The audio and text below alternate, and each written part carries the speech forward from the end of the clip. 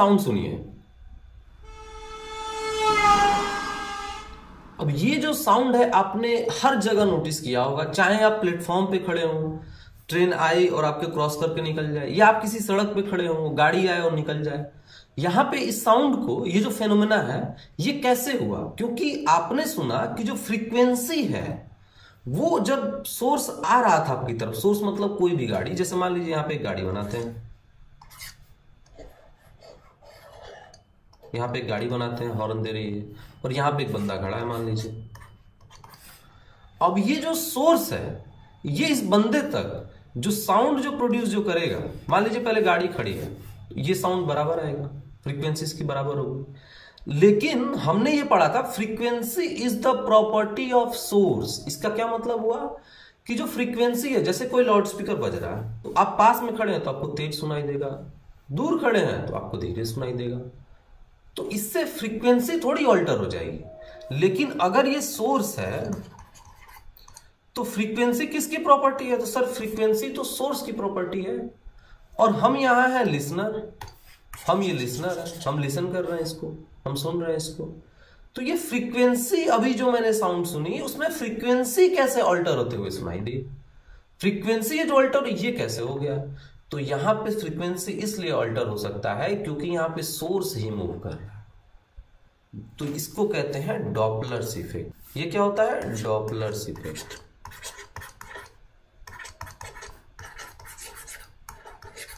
ये होता है डॉपलर्स इफेक्ट। यहां पे सोर्स जो होता है, ऑब्जर्वर, सोर्स और ऑब्जर्वर दोनों एक रिलेटिव मोशन में है। रिलेटिव मोशन मैंने क्यों बोला? क्योंकि अगर आप उसी कार में बैठे हो तो आपको ये चेंज इन फ्रीक्वेंसी नहीं सुनाई देगा। आप में मतलब आप जो खड़े हो ऑब्जर्वर या लिसनर, आप में और इस सोर्स में, इन दोनों में एक रिलेटिव मोशन होना चाहिए। जब रिलेटिव मोशन दोनों के बीच में होगा तो ही आपको ये फिनोमेना समझ में आएगा और ये सुनाई देगा आपको। ये जो फ्रीक्वेंसी का अल्टर है, ये फ्रीक्वेंसी जो है इसके साथ छेड़छाड़ हो रही है। लेकिन ये कैसे हो गया? तो मैंने बताया क्योंकि सोर्स ही मूव कर रहा है और सोर्स की प्रॉपर्टी है फ्रीक्वेंसी, तो ये मूव कर गई।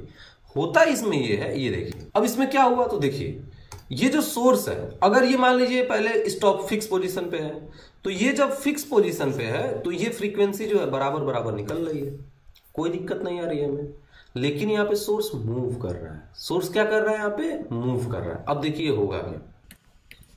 अब इसको समझने की कोशिश करते हैं क्या होगा। इसको पहले हटा लेते हैं, इसको हटा लेते हैं। अब देखिए ये जो सोर्स है ये क्या कर रहा है? तो सबसे पहले एक वेव को प्रोड्यूस करा, एक वेव को प्रोड्यूस करा। अगर ये स्टॉप था, मान लीजिए ये रुका हुआ था, तो वेव भी चलेगा और सोर्स भी चलेगा, दोनों के दोनों मूव करेंगे।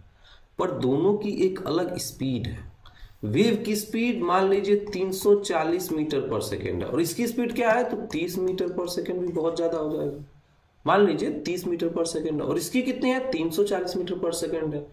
तो ये आगे जाए उससे पहले ये वेव आप तक पहुंच जाएगा, ये वेव आप तक पहुंच जाएगा, ये पहुंचे उसके पहले। इसीलिए हमको गाड़ी आने से पहले उसकी हॉर्न जो है सुनाई देती रहती है। तो यहां पे अब इसको करते हैं सेलेक्ट। पहले इसके स्पीड लिखे हुए को हटा लेते हैं। स्पीड हमको पता चल गई कि वेव चल रहा है 340 से और जो सोर्स है वो कितने से चल रहा है? तो सर सोर्स तो चल रहा है आपका 30 से। ठीक है, इन दोनों में स्पीड का डिफरेंस बताने के लिए मैं आपको ये बता दिया हूं। अब देखिए ये जो सोर्स है, मान लीजिए इसको हमने कर लिया सिलेक्ट। अब ये सोर्स जो है ये पहुंच गया आप तक, यहां पे मान लीजिए ये सोर्स आप तक यहां पे पहुंच गया। और ये जो गाड़ी है तो इस गाड़ी को लेके चलते हैं। तो ये गाड़ी कहां तक पहुंची? तो सर ये गाड़ी, अच्छा एक टायर छूट गया, कोई दिक्कत नहीं है। ये गाड़ी मान लीजिए यहां तक पहुंची, ये गाड़ी मान लीजिए यहां तक पहुंची। मतलब गाड़ी जो है वो आगे निकल, टायर को भी लगा देते हैं, बिना टायर की गाड़ी ठीक नहीं लग रही है। मान लीजिए ये गाड़ी आप तक पहुंच गई वहां तक। अब ये जो वेव जो आप तक पहुंचा है और जो गाड़ी आप तक पहुंची है, अब देखिए क्या होगा। इसने, इस सोर्स ने, इसने क्या किया कि एक वेव प्रोड्यूस किया और फिर आगे चला गया। ये वही सीन हो गया कि एक बंदा खड़ा हो, किसी को बुलेट से, उसको मान लीजिए मशीन गन से फायर किया जा रहा है, किया जा रहा है, किया जा रहा है। तो जब वो फायर करेगा ना, तो अगर वो फिक्स पोजीशन पे खड़ा है तो मान लीजिए उसने 1 सेकंड में उसको 10 गोलियां मारती, 1 सेकंड में 10 गोली मारी। लेकिन जब वो उसके करीब में आएगा तो 1 सेकंड में 12-13 गोली मार देगा। ऐसा वो कैसे कर पा रहा है? ऐसा वो इसलिए कर पा रहा है क्योंकि अब वो पास आते जा रहा है। तो जो बुलेट को जो डिस्टेंस जो ट्रैवल करना था, पहले केस में सबको यहीं से यहां पर ट्रैवल करना था, लेकिन सेकंड केस में क्या हुआ, अब जो कुछ बुलेट्स हैं यहां से, मतलब यहां से ट्रैवल कर रही हैं, कुछ यहां से, कुछ यहां से, कुछ यहां से ट्रैवल कर रही हैं, उनको आसान हो जाएगा। सेम केस अगर वो बंदा शूट करते हुए दूर जाए तो कुछ बुलेट यहां से जाएंगे, कुछ यहां से, कुछ यहां से, उससे क्या होगा कि अब उसको 1 सेकंड में 10 नहीं 8 ही गोलियां लगेंगी या 7 गोलियां लगेंगी। तो ऐसे ही जो वेव्स होते हैं वो प्रोड्यूस होते हैं। 1 सेकंड में 10,000 प्रोड्यूस हो गए, 1 सेकंड में 100 प्रोड्यूस हो गए, 1 सेकंड में 500 प्रोड्यूस हो गए। तो ये जो आपको सुनाई देगा, अगर वो सोर्स आपके पास चला गया, सोर्स आपके पास चला गया, तो पास जा रहा है तो आपको फ्रीक्वेंसी ज्यादा मिलेगी, और दूर जा रहा है तो आपको फ्रीक्वेंसी कम मिलेगी।